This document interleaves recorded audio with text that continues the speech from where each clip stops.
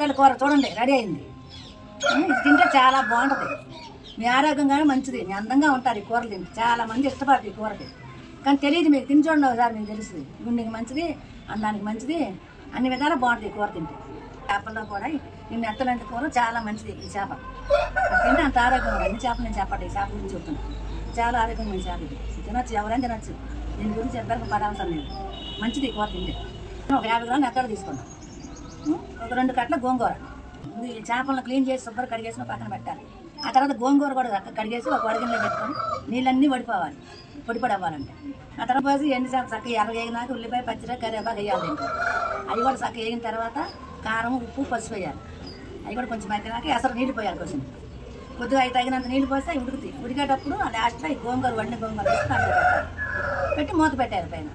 కాసేపు మగ్గిపోదు. చక్కగా కళ్ళ పెట్టి చూసుకుంటే ఇది ఇట్లా తయారవుతుంది.